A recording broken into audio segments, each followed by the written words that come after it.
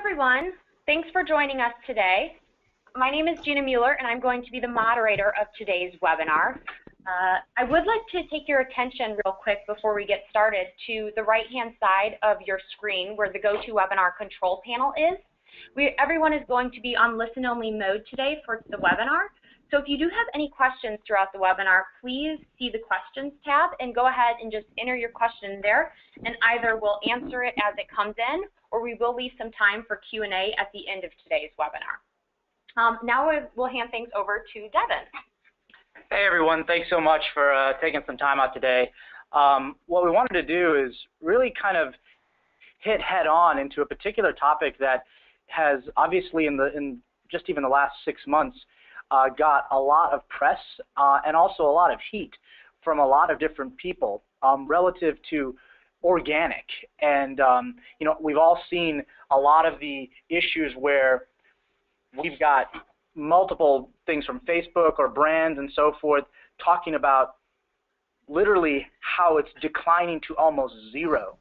And so today what we're going to do is walk through with some really esteemed folks in the particular area of social and digital that have worked at brands that have actually done a really, really good job at this. But we're also going to kind of face the question of specifically what is organic, what are we calling that, why is it being referred to it that way, and is that even correct? So just a little bit of background on myself. I'm the CEO of Insightpool. I'll be kind of acting as the host today. But the people that are folks that whose opinions are really valued in this space are people like the ones that we've got here on the phone today. So Adam Naide, who heads up social media marketing at all of Cox Communications, and they'll go through a number of different use cases. And then Neil Bedwell, who Neil was at Coca-Cola and was one of their digital directors and actually helped launch Coke's social and digital platform for the World Cup. So they're incredibly esteemed colleagues, and we plan on getting a lot of feedback and information from them too. Hey, Neil and Adam, can you guys just say hello so we can test the sound? Hello, this is Adam. And Neil, hey everyone, this is Neil. Nice to talk to you today. Yeah, can you hear me? Yep, we can hear you perfectly.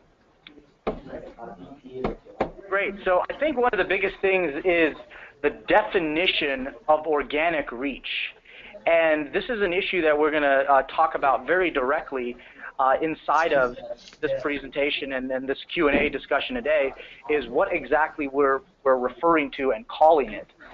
So this is the actual definition directly from Facebook. As organic reach, total number of unique people who were shown your post through unpaid. And so that simply means that any activities that were paid, organic is ones that they don't actually have to pay for. So very specifically, that's what the definition is. But I think as we go through this presentation today, we're going to try and confront that and see if that's the actual definition we should be thinking of. So as we've probably all seen, that even Facebook itself has been talking a lot about, as you see in the beginning, thinking that 16% were seeing organic posts. And this was earlier, a couple years ago. Then all of a sudden, it's gone to literally a day where organic is almost zero. And then we've also heard that the days of getting any kind of free reach, Facebook, and again, this applies to a lot of different platforms, are almost over. Well, we think that when you do things correctly, that's really kind of a misnomer. And we want to walk you through and get questions regarding the specific topic, and again, go through it with our colleagues on the line to show you guys that we just simply don't think that organic is thought of in the correct way. It literally needs to be completely redefined. So when you think about social media, people think that literally things are free. Well, that means like if you even have an intern doing social for you, or you as a small business owner, or if you have any team, it's not for free. Anything that you're going to put effort and work into, whether it be email marketing, whether it be coming up with creative or content, we need to stop this complete misnomer of thinking that things are free just in general.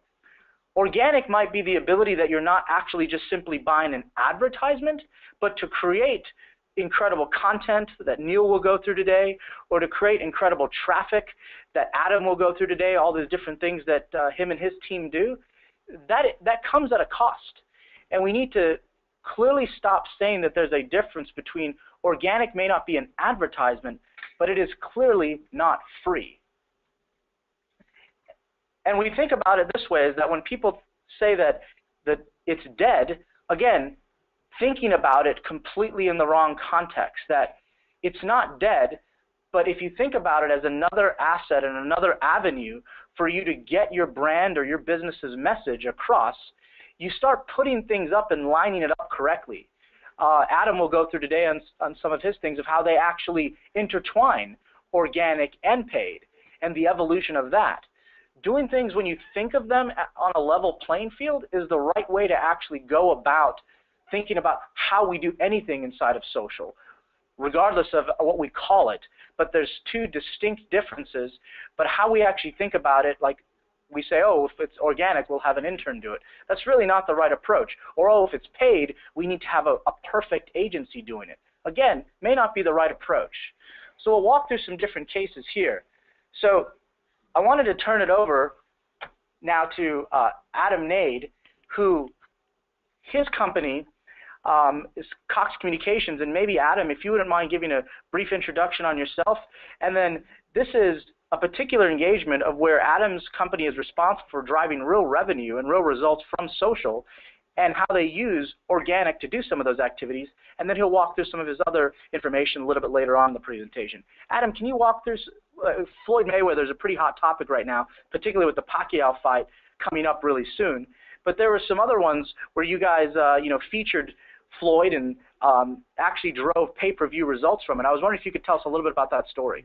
Sure. Hi. Hello, everybody. Hope everyone is doing well. So, yeah, I think to your point, Devon, what we look for here at Cox is really to find the sweet spot between brand and culture. And for us, that's really about what can we talk about that's really in the conversation that people are having right now on social. So, when it comes to some of these fights, and obviously Mayweather Pacquiao is going to be the fight of the century, they call it. We really look to that as a way to activate and get our audiences and ultimately our customers to buy the fight.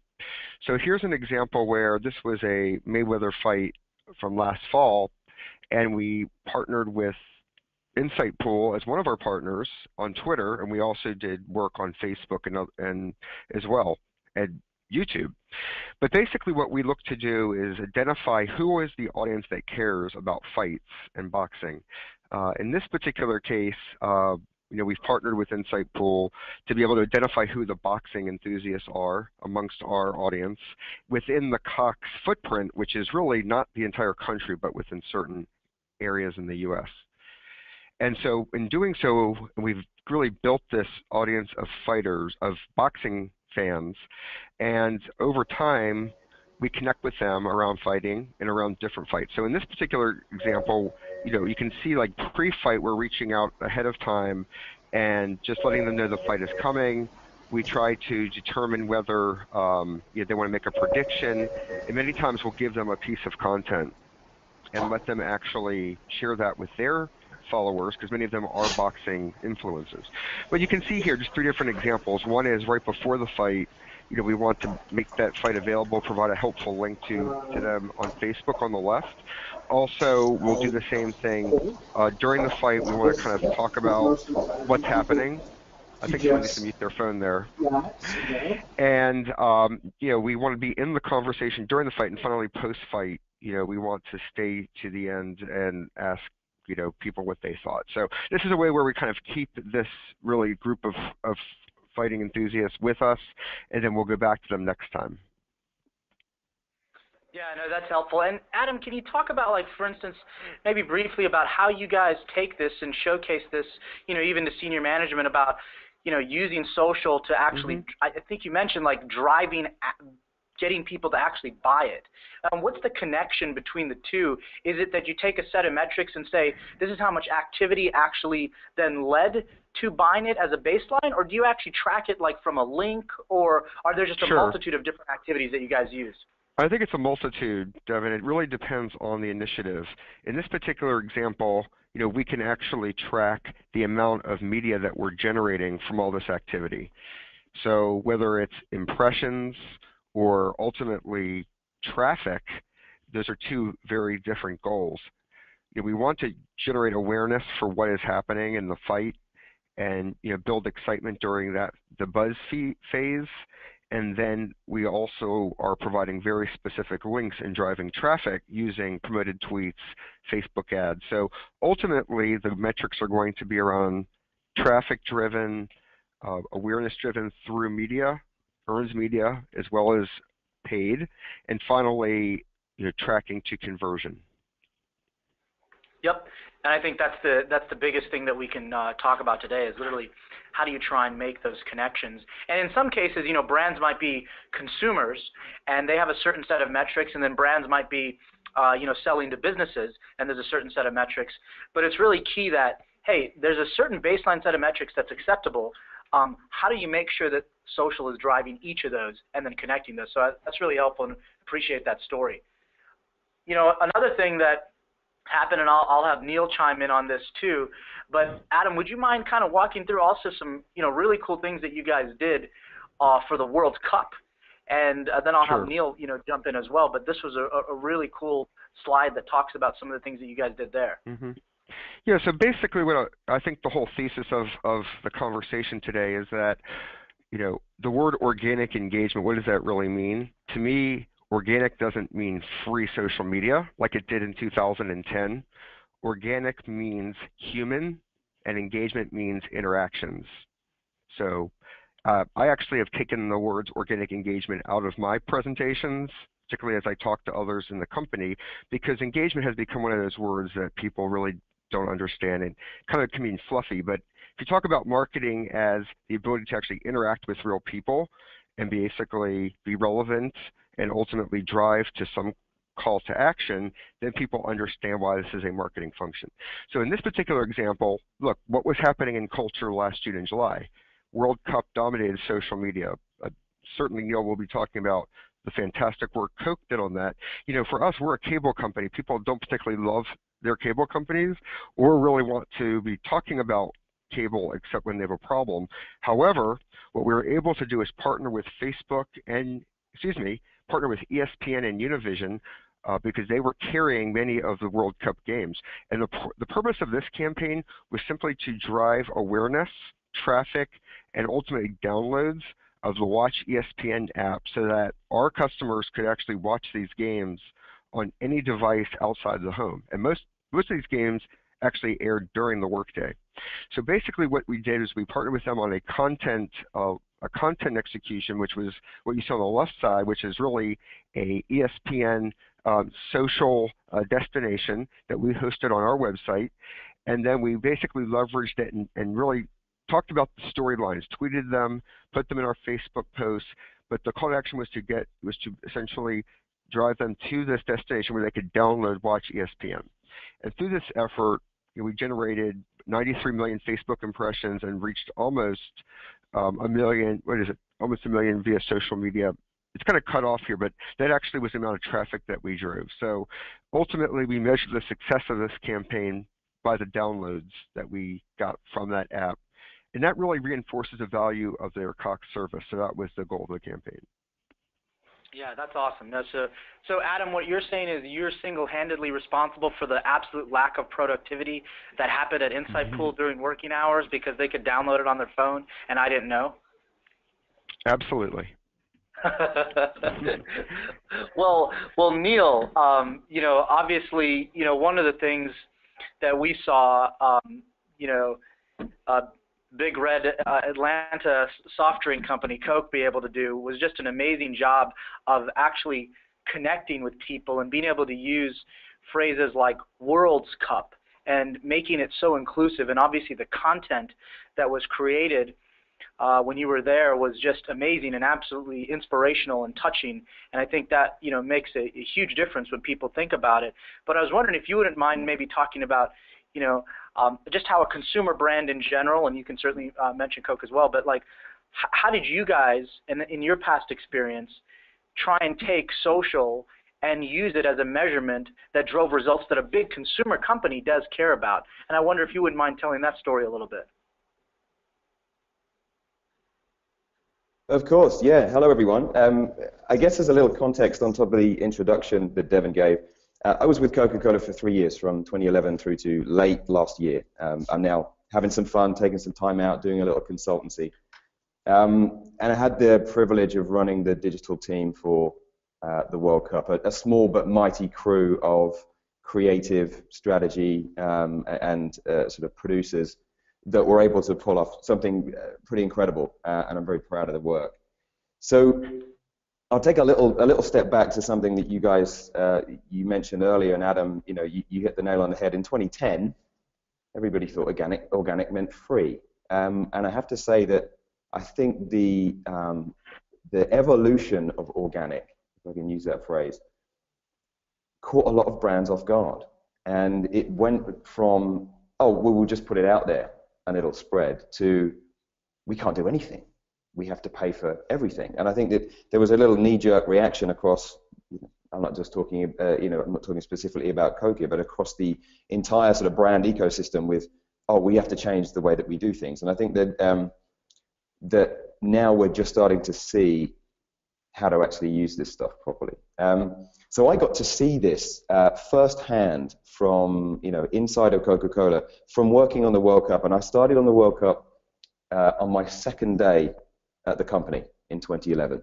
And we worked on it for 3 years up to the World Cup final itself. What we ended up doing is quite a bit of innovation work in the space around how we reimagined and created a new level of understanding around social and what social can do for the business. So the development of social listening and analytics capability, the inclusion of data in the creative process. So a while back, Google coined the phrase art copy code, so adding that developer, that builder, that maker to the creative order. We added a data analyst to that group to make 4. So we were able to understand what was happening, build content in real time, publish, or put that out there, and then see the results of that and keep that circle going on an almost day-to-day basis. What happened over the course of 2011, 2012, 2013, particularly in the run-up to the World Cup, was a shift in how we actually started to approach the whole digital program, away from building a destination and using social, organic social, to drive conversation around that destination, to disseminating our content, disseminating our ideas out to the audience. The core of the digital program was something quite interesting. It was a physical event. So if any of you guys are big soccer fans, on the field before the opening game in Sao Paulo, there was a flag the size of the football pitch. And on that flag was a message of inclusion and really a central image in our World Cup campaign. So Coca-Cola's position on the World Cup is that everyone should be invited, that this is a game for everybody, just like Coke is a drink for everybody. And so to invite people from the far reaches of the world to take part in the World Cup in some way. So our flag was a symbol of that. And then zooming into the flag, you saw that it wasn't just one image, it was actually hundreds of thousands of individual images that made up a mosaic of one pattern. And each of those images was a photo, a selfie, a photo from a fan. And we had fans submitting photos from 207 countries across the world. Whilst we were going through that process with our data and creative and development sort of hybrid team, we started to see that really, we weren't getting the lift that we needed from the organic post. Of course, you guys all understand that clearly now, but we were just starting to understand that the changes in the algorithms with the channels were driving, reducing our ability to lift off. Changed the way that we looked at our budgeting so that we could push, small amounts of money behind pieces of content that were getting better above tree line, and then they start to spread. But we also started to look at how influencers can play. So, and an influencer is an interesting thing. Somebody who has authenticity, a following, a known and respected voice in a particular area that can take your message, craft it their own way, and spread it. Now, influencers cost money, so they're not free in the old definition of organic, but they are generating an organic conversation rather than a pay-per-view conversation or pay-per-view engagement that you get from paid social. So it's kind of the new one part of the new model. And we saw some of the images you see on your screen now in India, particularly when identifying really crazy, super interested soccer fans who'd also, at some point in their recent history, tweeted about Coke. Put those two things together and look for the ones that are most active, send them a personal message, and then they start talking about this flag and the movement that we're trying to create in a completely different way. And it was fascinating. And it was one of the most powerful things that we did. You asked specifically about how we measure things like this. And that's, I think, brings us right up to today. There's a lot of measurement that we as brand marketers, whatever brand you're working for, can put into play to understand the value of advertised content and the value of influence content and the value of organically pushed content. Where we're and looking at how we drive engagement around that, looking at how we drive sentiment around that, looking at how you can influence or guide a conversation. I think where we're at today, though, is what does all that do to drive sales, to drive brand love, to drive brand equity? And I think that's the next barrier, the next wall to climb, is to connect all of that great activity, all of that positive noise and conversation back to the business. So Neil, I think you guys did an amazing job, and I think maybe one of the statistics to even share, because it's obviously different metrics that might apply to brand marketers, but I think sometimes, and this is, you can correct me if I'm wrong, but I'd heard that a marketer values share of voice during the prime time. So what typically happens though is during an event, I don't know if it's true in the World Cup's case, but like during an event, people stop talking about the brand and start talking about what's happening on the field. And share a voice against competitors, even still, like, everybody plummets. And I was wondering, if there's anything that you could say, like, during the game, was that a focus for you guys to try and increase share of voice during the actual game, of where people brought your brand into that conversation, or is that not really relevant? I think all brands, when they are engaged around a high traffic event, and let's bring it home for you guys. The World Cup was not just the biggest sporting event in history; it was also the biggest social event in history. And somebody told me, and I think I believe this, that it was also the greatest single moment in the history of humanity.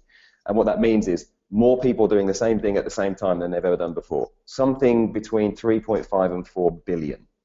And if you think that most of those people are viewing the content rather than just listening to it. And I think that the proliferation of mobile technology has really, driven that growth. I think it was 2.8 billion or something like that back 4 years before. So the growth is really about those small computers, those powerful computers in your pocket to connect to the World Cup.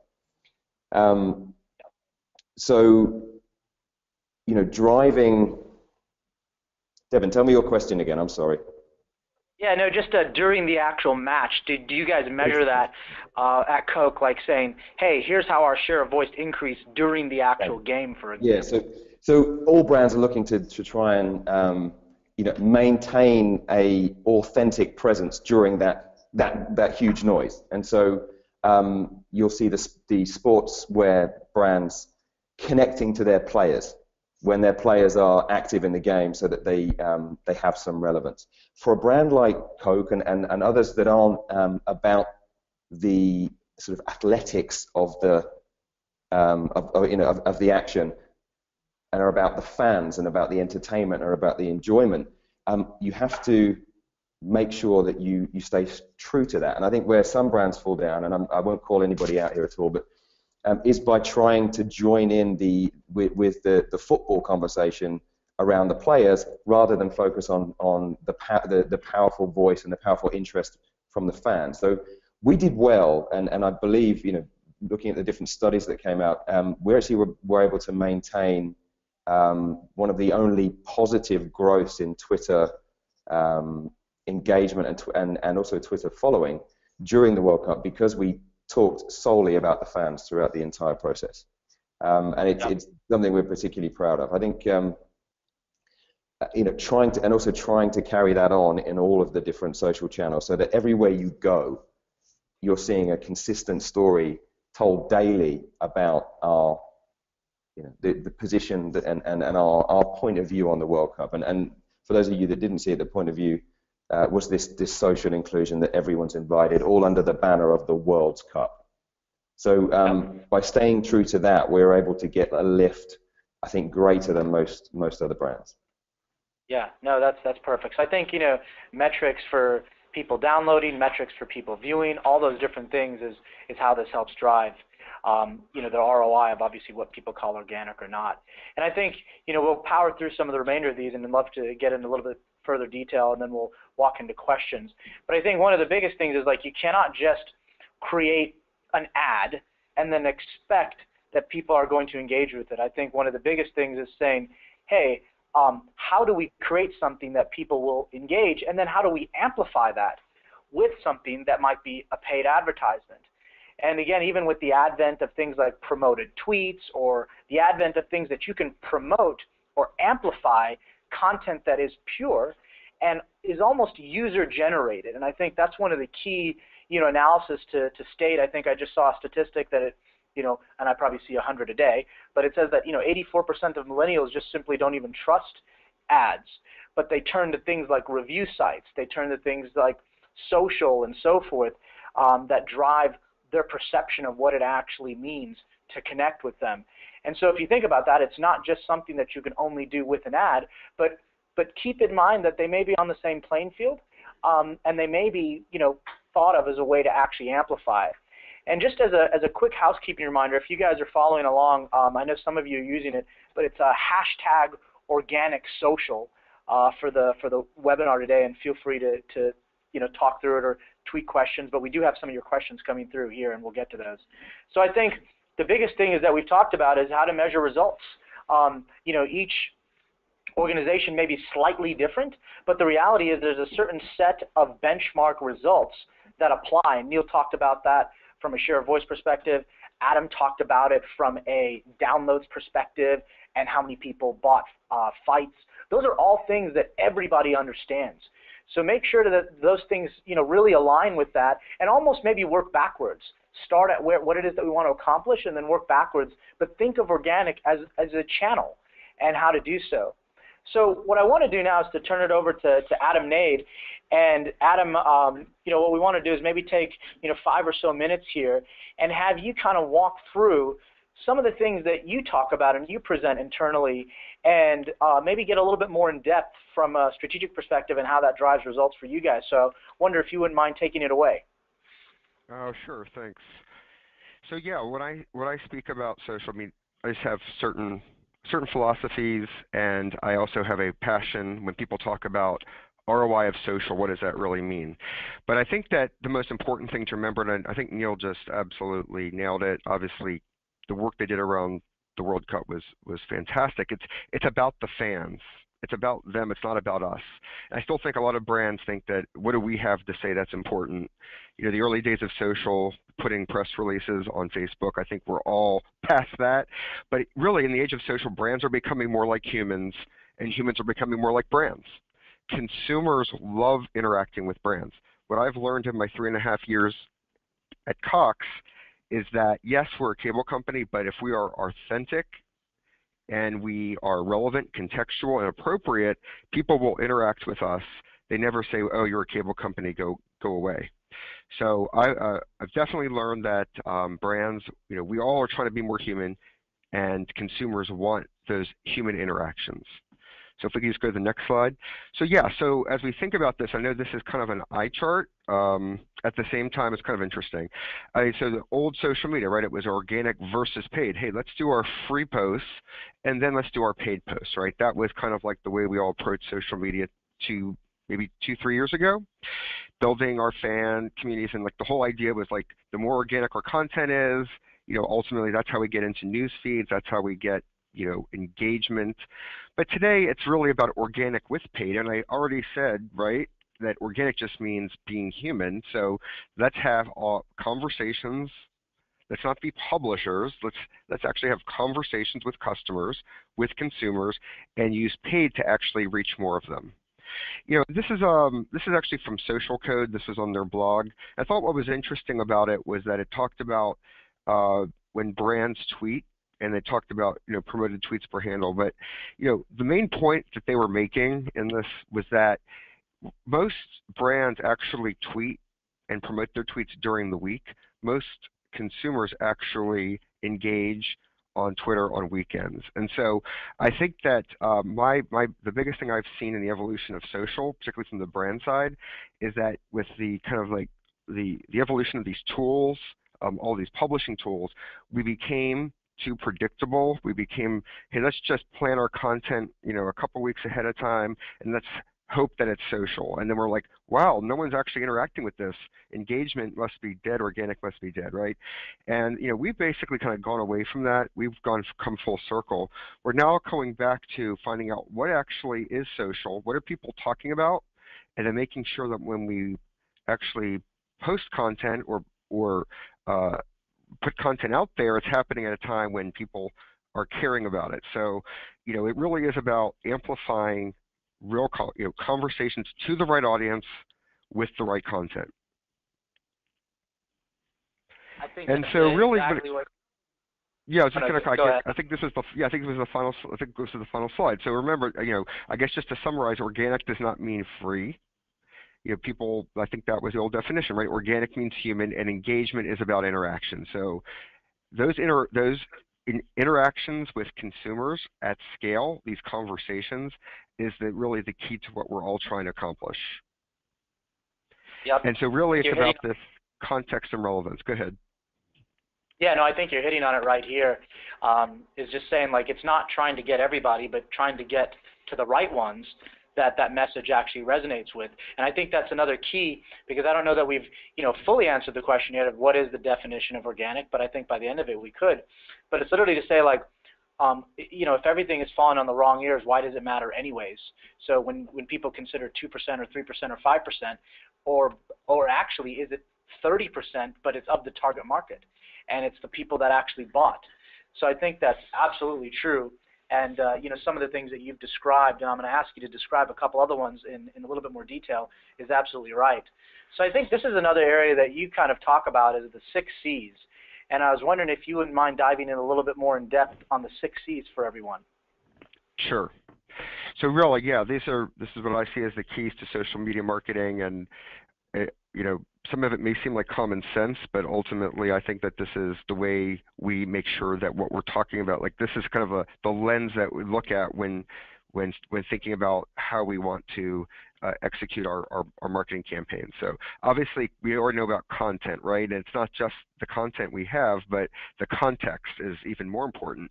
At Cox, if we're having an outage, which in a particular market or area, we're not going to be talking about what happened on The Voice tonight when people are dealing with issues, or there might be bad weather. People are really not in the mood to really engage around TV content. So context is obviously, if content is king, context is emperor. Conversation, notice I didn't use the word publishing. I still think that the word brands as publishers is used more, because that mentality of a publisher means I'm talking to you. Here's what I have to say, and it's a one-way conversation. So conversation is about, hey, you're talking about this, here's something that might be helpful. It's contextual. So when Game of Thrones comes back, we can leverage that content to basically say, oh, you're interested in Game of Thrones, and by the way, we have an offer to upgrade to HBO. That's a perfect example of that. And I think we all know what community means. That's really about when community is important. Obviously, World Cup was all about a community of soccer enthusiasts and people who were engaging in that content. And obviously, as a brand, being relevant in that conversation is critical. And then finally, call to action. I mean, I think, it's great, and many times we just want to be engaging or be in these conversations because we want to be relevant in culture. But ultimately, the call to action is really what drives our ROI. So whether it's downloading an app, driving traffic, getting people to, the Coke campaign, Share Happiness campaign during the Super Bowl. I mean, ultimately, there's going to be some kind of call to action that activates your consumer. So, overlapping of your brand and your culture overlap, that's the sweet spot that, I would suggest you focus on. Absolutely, and I'm gonna roll now into targeting, and I'm gonna ask you, Adam, after this slide, to maybe talk about Atlas, because that's something specific. But we all know that social has given us one of the most powerful targeting capabilities, and something that we've seen at Insightpool is this incredible correlation between what's happening from a demographic, geographic, interest, all these other standpoints organically, and what we've done that is created for customers, but then pairing that with their paid strategy.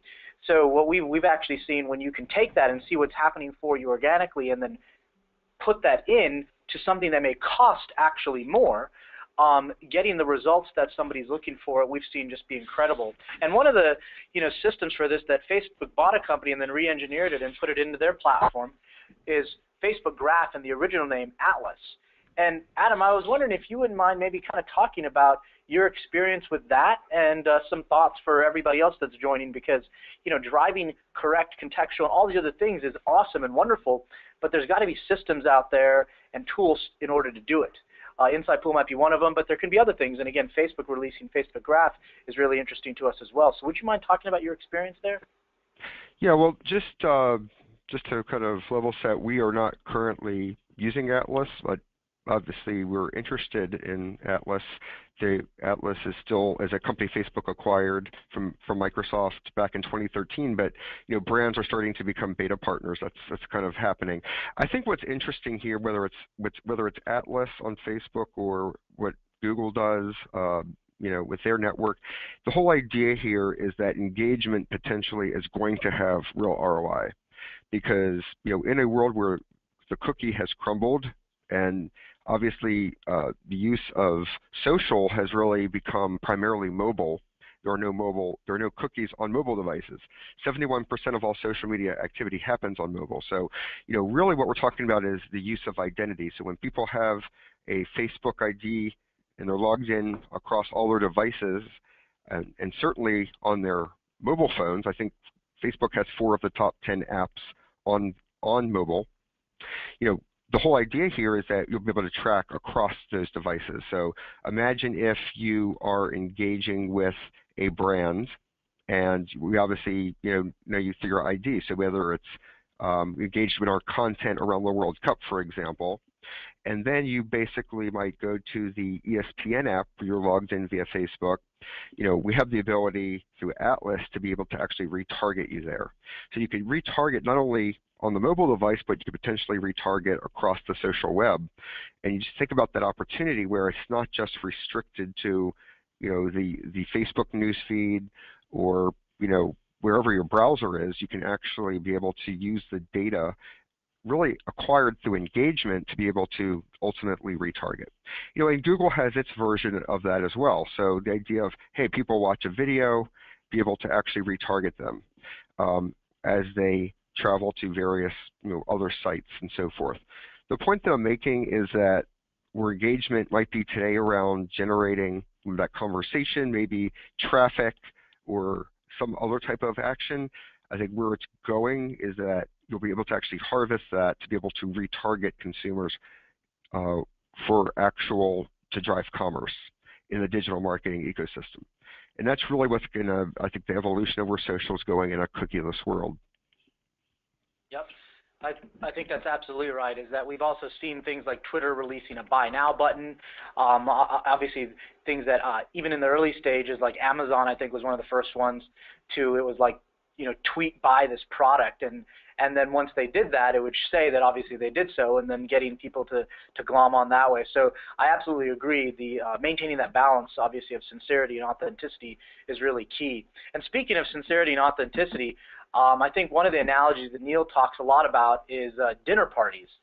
So maybe for the next few minutes or so, a couple minutes, Neil, this one is a really good analogy that tries to put a level set into our heads of what we're trying to do organically. Can you talk about your analogy of being at a dinner party and how brands are at a dinner party every time they go onto social? Sure, yeah.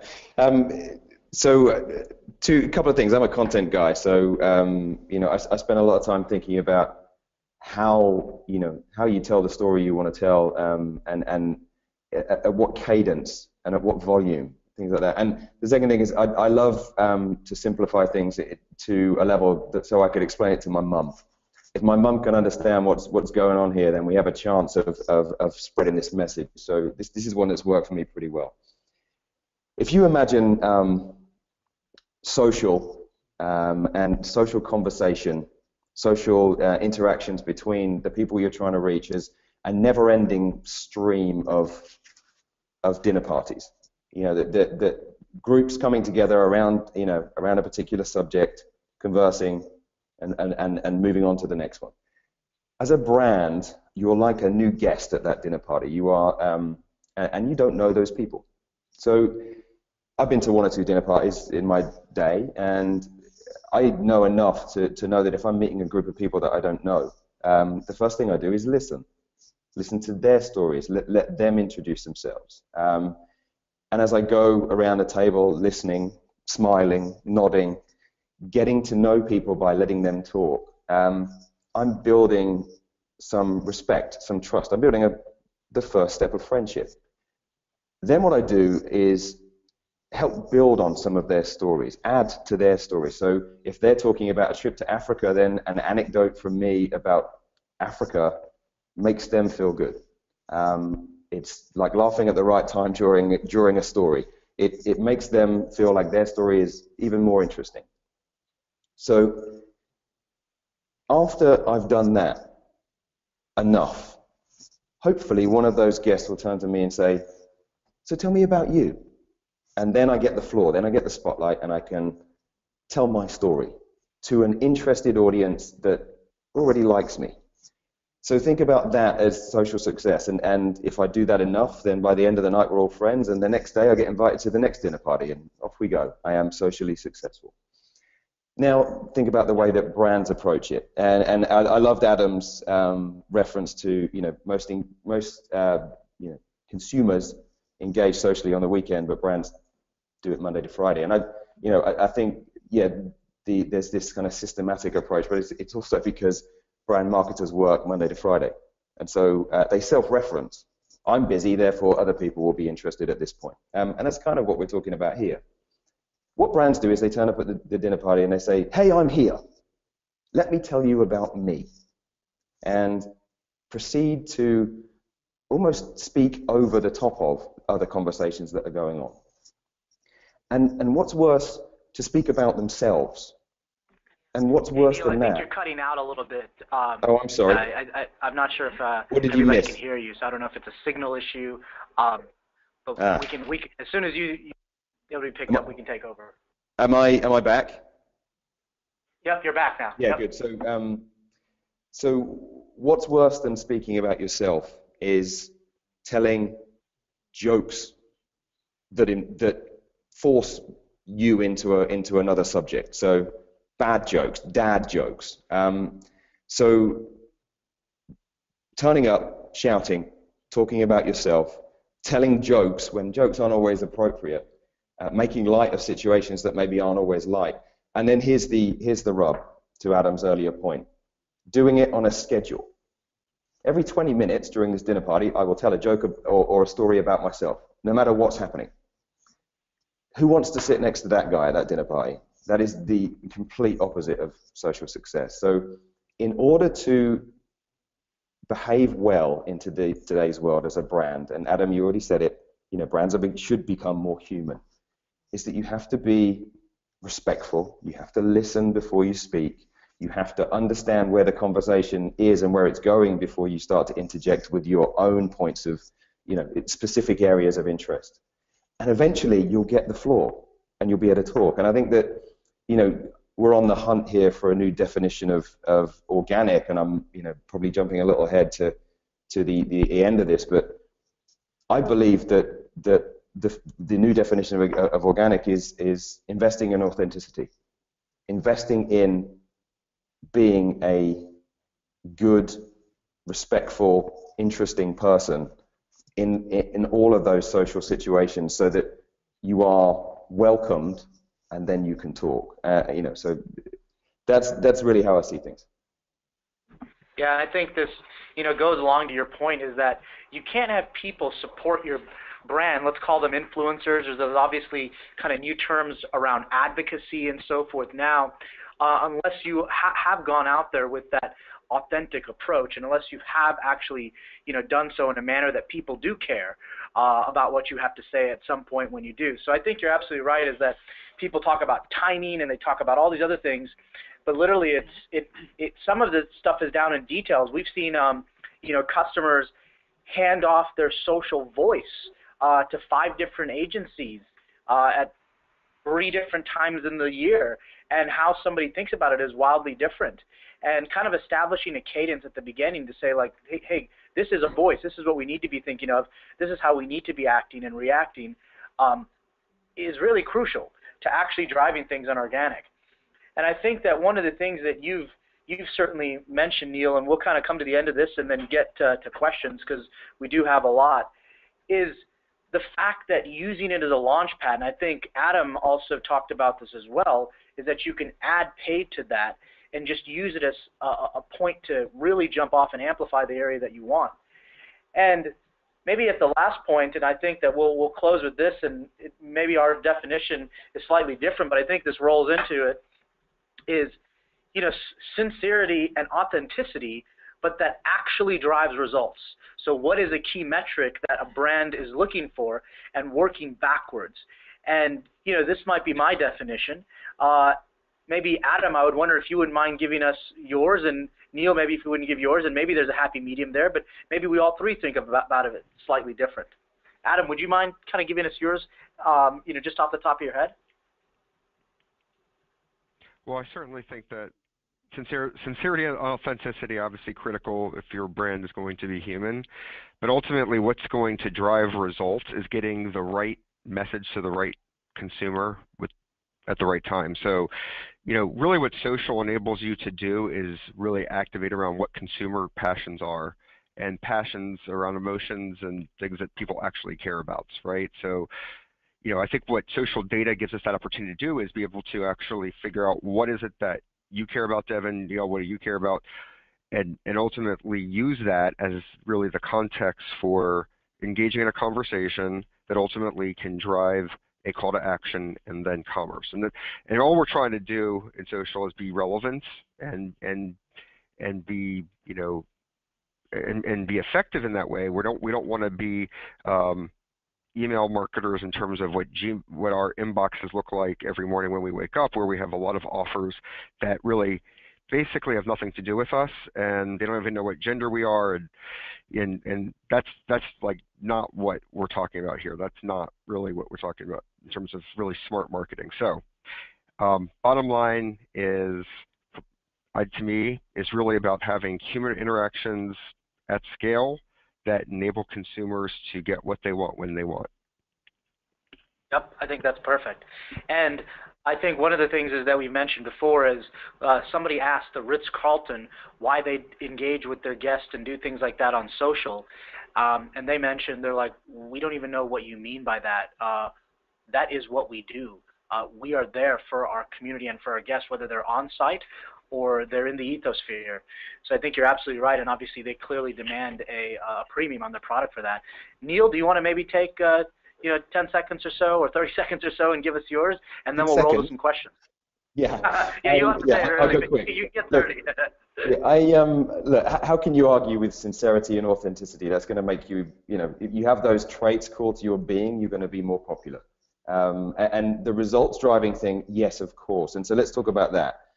If organic is an investment in authenticity, that's that's for your emotionally driven content.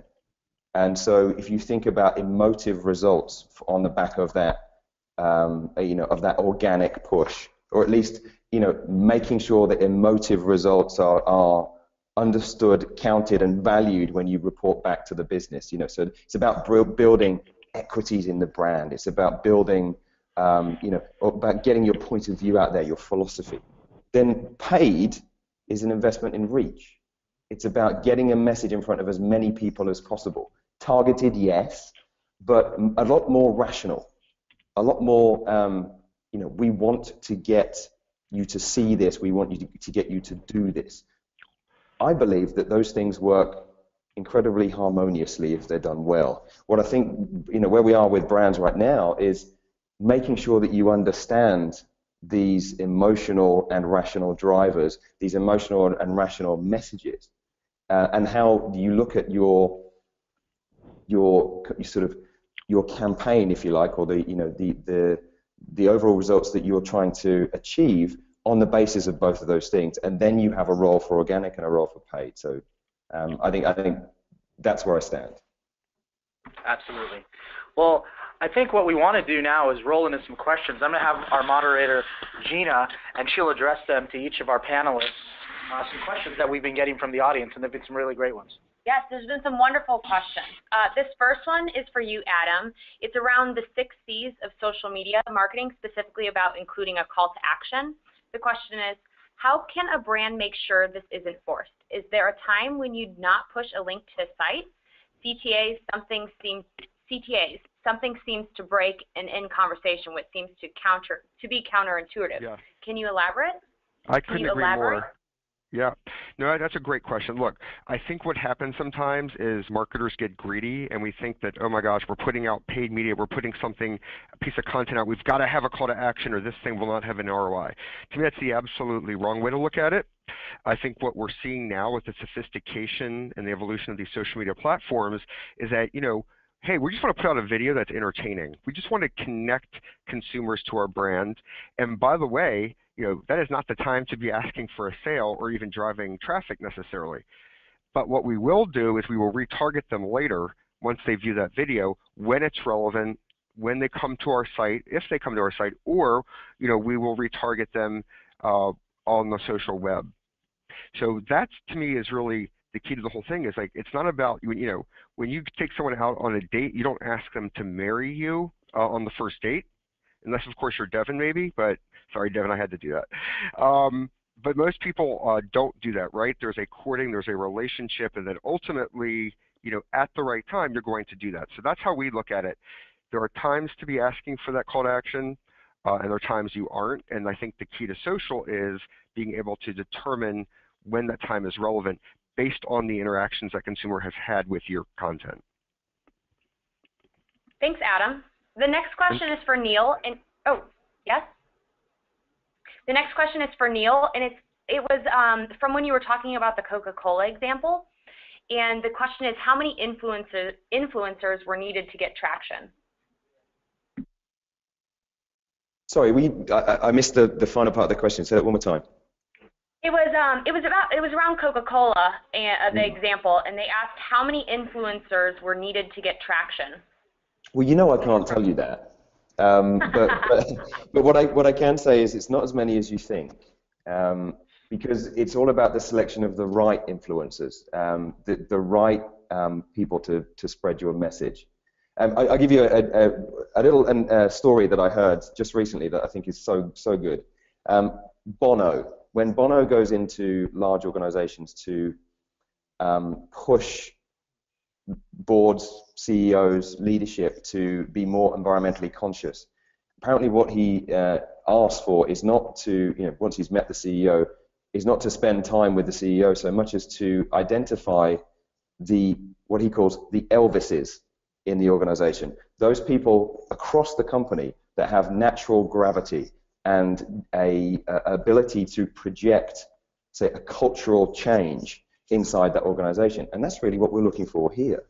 We're trying to find the right people, not just any people. Because, you know, if you're asking everyone just to shout about something, you're losing that authenticity. So we spent a good deal of time mining the data to make sure that we had the right people, and then reaching out to them personally with a personal, or at least a part personal crafted message, as much as we can do, so that they see it as an invitation to join and be a voice in the movement, not our movement, sorry, the movement, rather than we're just using them as a different advertising medium. So I think that's how I'll answer that without giving any data.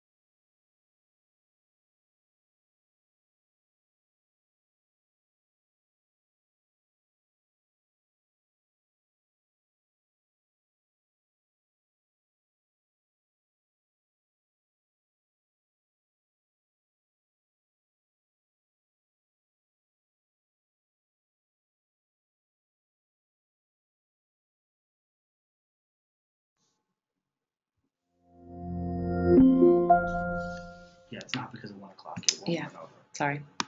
Hi, everyone. Sorry about that. We hit one of the wrong buttons on the computer. My fault. This next question is for Devon. The question is, what have you found a successful timeline for clients to achieve these authentic relationships on social? 30 days, 60 days, just a couple weeks? Yeah, I think the biggest thing is really starts off with who the brand is and what they've done in the past. We've certainly seen brands be able to achieve incredible results by virtue of, you know, who they are and what they've done in the past. So think of it as like, you know, how well trained are people to go play in the Olympics? They're not going to go and you know, be able to jump in and win the gold medal immediately. So and that's one of the key elements that we've had to do is many times what happens is that people come in and say, hey, I've heard about all this being awesome and I can now target these people and do this. And then they literally can show up and what I call like show up and throw up and literally be like, hey, you buy here, pay now. And they revert back to kind of the worst part of a marketer. And so what we've done is really made sure to set up an education center so that doesn't happen. But the reality is that in as little as 30 days, but you have to be really awesome and you have to have been doing some things that have been really great. But usually at 90 days is when we start seeing the scales tip. And just like Adam mentioned, like getting people involved in a conversation first and not making that call to action until we actually see that people are ready for that.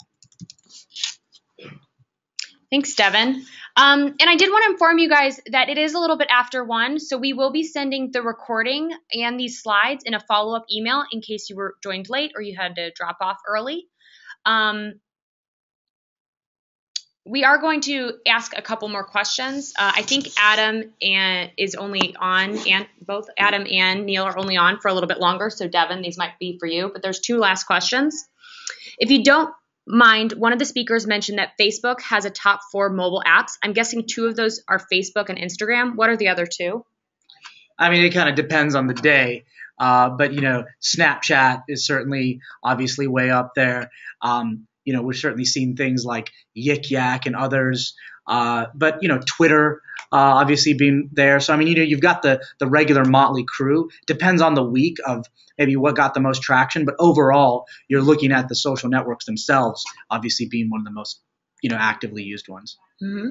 And the last question is, how do customers know you're listening without the brand interacting?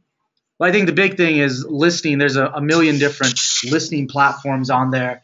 And for instance, you can obviously, whether it be Hootsuite or whether it be, obviously systems like ours, or there's a ton of different ones. The trick is just setting up your alerts to know when your brand is mentioned or when other activities happen that are relevant, and then parsing that out. So you want to set up, alerts that say, hey, only when this starts getting this amount of traction, or only when the sentiment turns negative, or only when the sentiment moves to this. Because otherwise you could certainly get inundated and overloaded. But the trick is that there's a million listening ones out there, and there's several that can also be free. But the trick is just using your time effectively to know what to listen for. Great. Thank you, Devon. That concludes all of our questions and today's webinar. If you do have any other questions, I encourage you to ask the question on Twitter to @Insightpool using the hashtag #OrganicSocial. Thank you for joining us, and hope to see you next time. Thanks a lot.